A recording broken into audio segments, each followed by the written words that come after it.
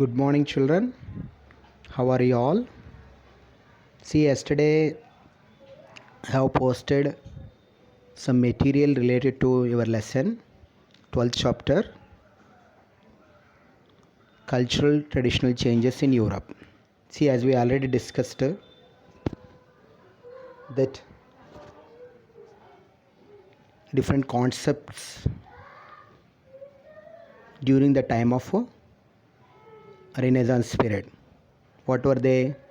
Humanism, realism, artist, and architecture during the Renaissance period.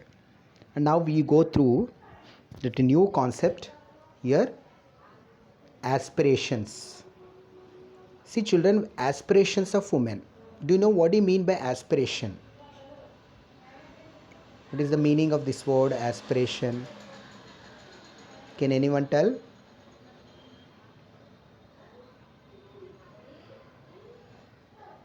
Aspiration. Aspiration is nothing but our expectations. Expectations.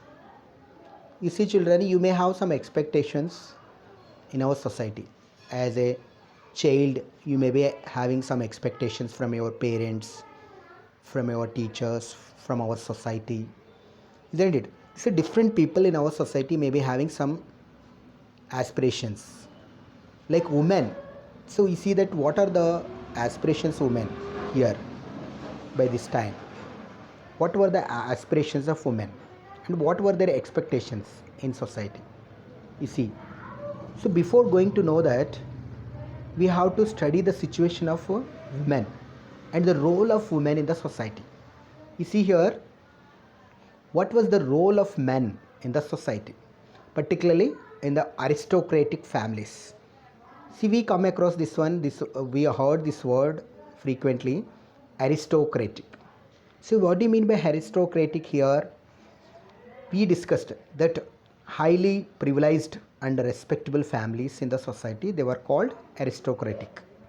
So who dominated the society, and they were having the dominant role in public life.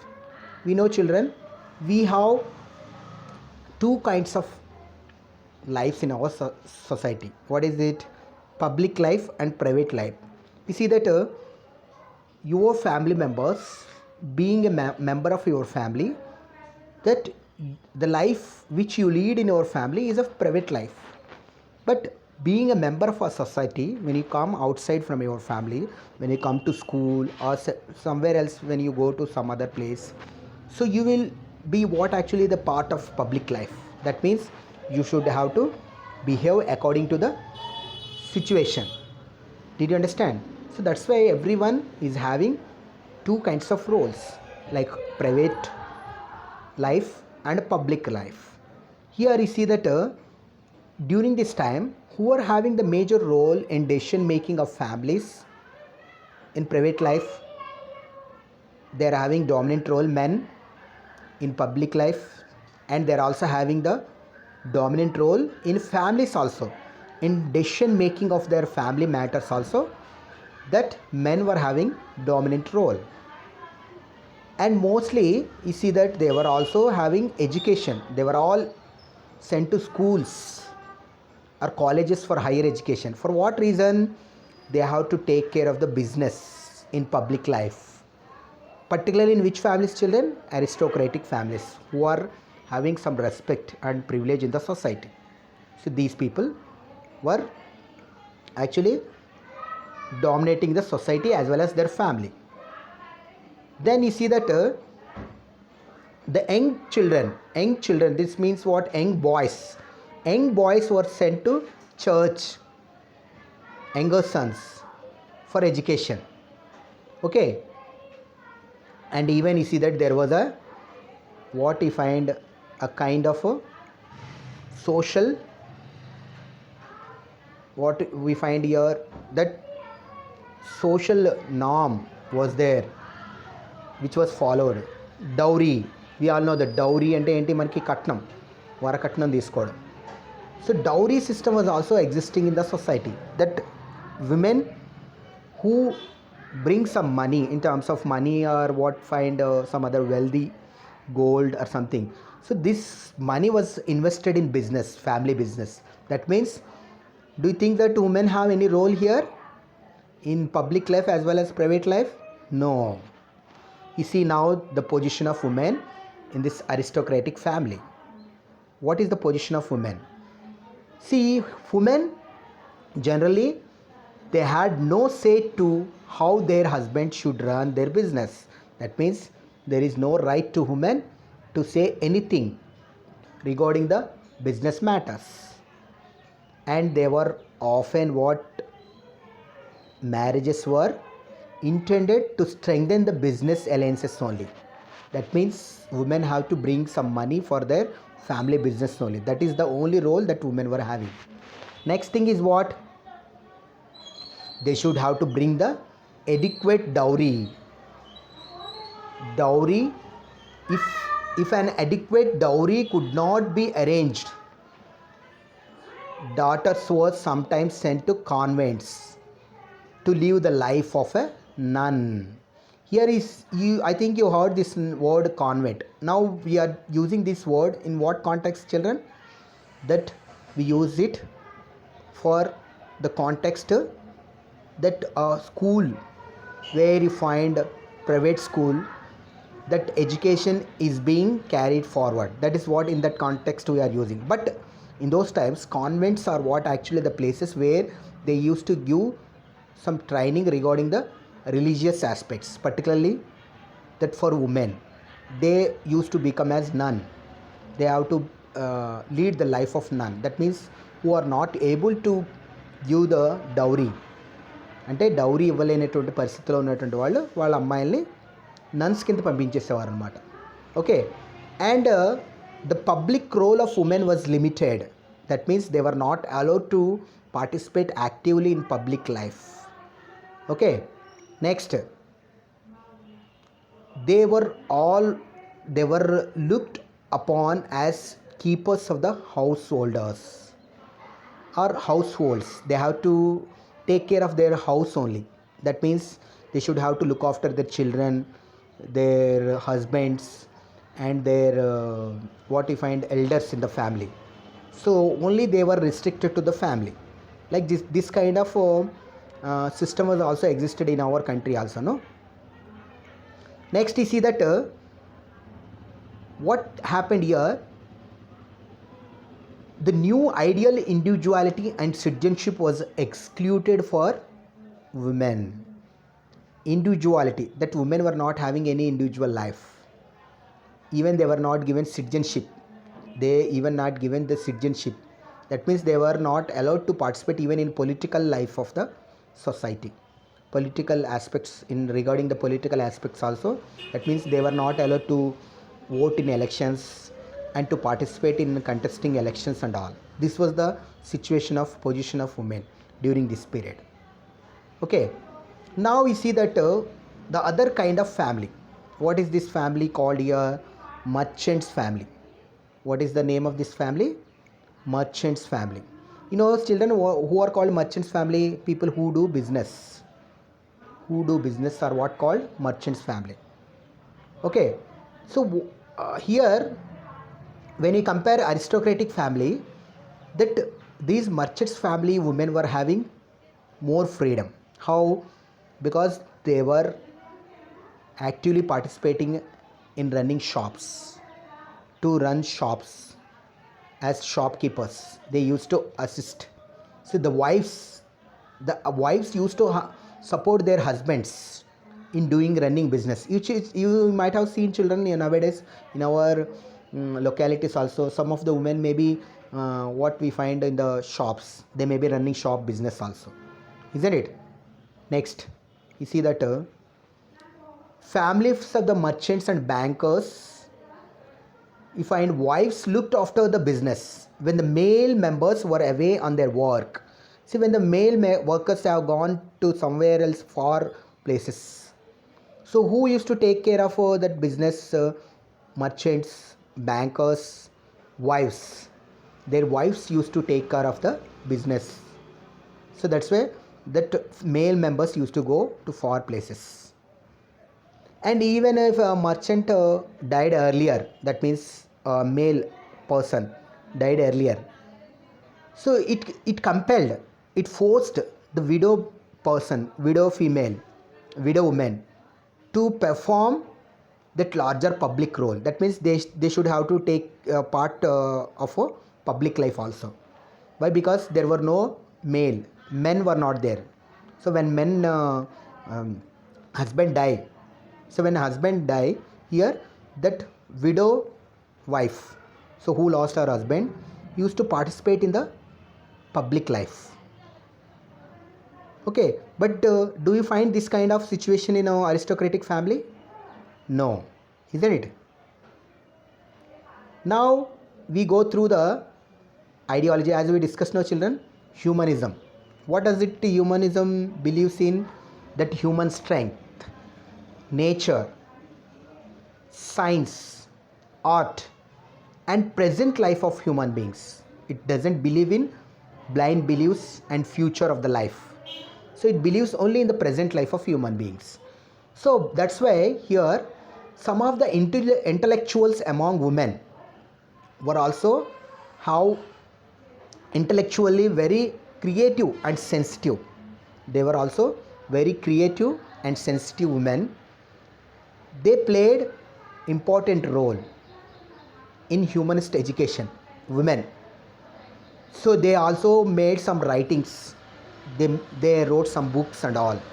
And even they revealed their conviction that they should have economic power, property, education to achieve identity in the world dominated by men.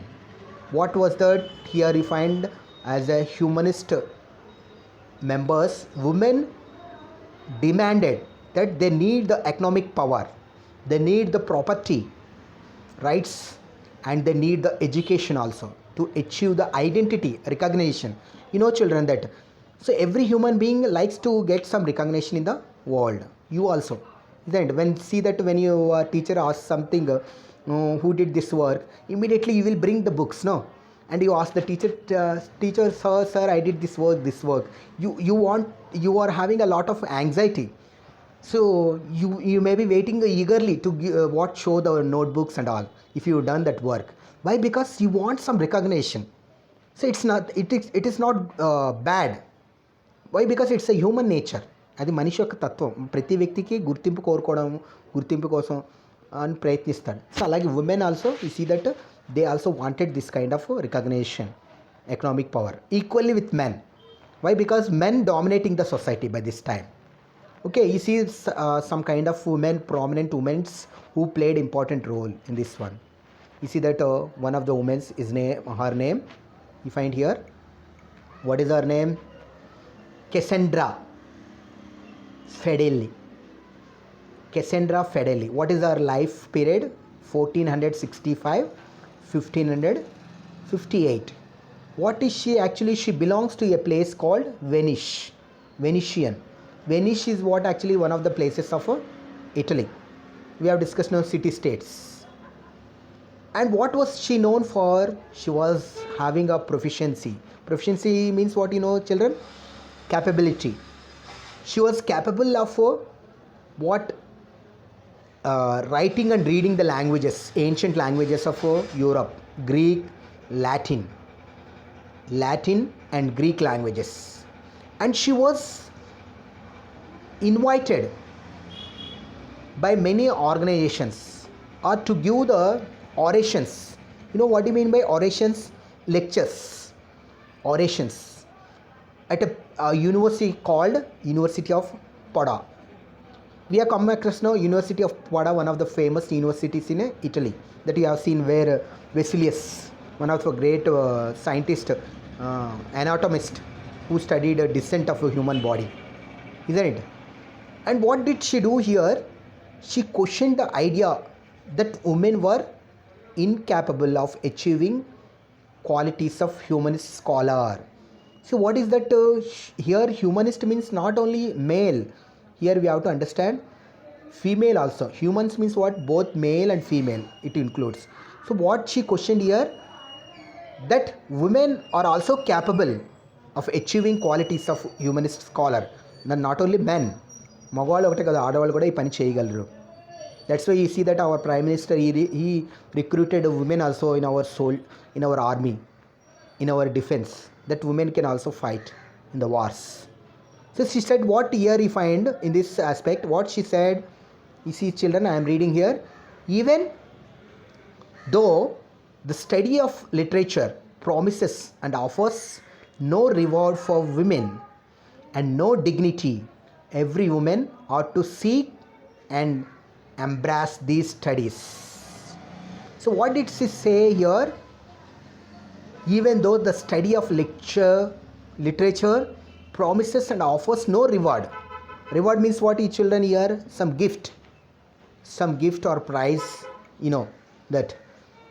So literature and offers no reward for women and no dignity. Dignity means what, here? Respect. We all what actually expect respect in the society from others. Give respect and take respect. This should be the policy of the human beings. So మనం ఎదుటి వాళ్ళకి ఎంత గౌరవిస్తాం, మనం కూడా వాళ్ళు అలాగే గౌరవాలని కోరుకుంటాం, isn't it? So every woman ought to seek and embrace these studies. So అంటే ఏంటి, literature which promises, that means a literature అయితే ఉమెన్కి రెస్పెక్ట్ ఇవ్వదు, దాన్ని we should have to embrace. That means there is no need of following it, that she said. Okay, next you see that Fedel's writings. What is that? Writings bring into focus the general regard of education in that age, during her age, that education should be given for both men and women. She criticized the public government for creating what, a highly limited definition for freedom, and that favored the desires of men over those women. Did you understand here? So ante enti definition freedom ki, freedom, it doesn't mean that freedom of only men, magavalliki maatrame freedom kaadu, that women also expect freedom, for creating a limited definition. Okay, so that men desire here what, over women, so that men tries to control here women. This is not a freedom according to her definition. And you see that another woman, great woman, she belongs to this period, Isabella d'Este. She was what actually belongs to the place called Mantua. She belongs to a place called what, children, here? Mantua, you say here. She was also a merchant, you see. So she actually ruled the state while her husband was absent. That means he went somewhere else on business tour or something. So she used to rule the state, Mantua state.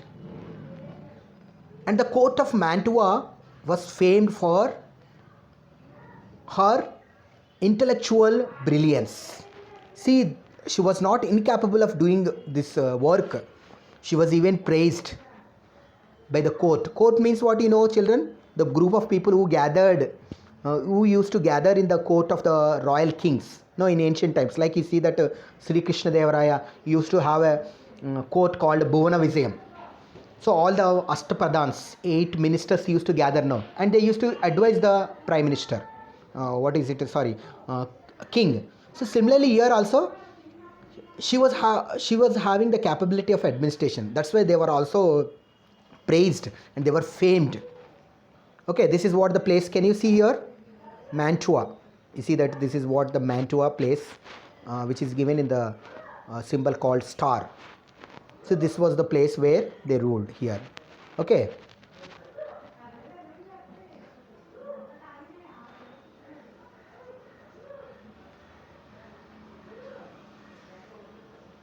Children, up to here you go through the lesson. Tomorrow we will continue.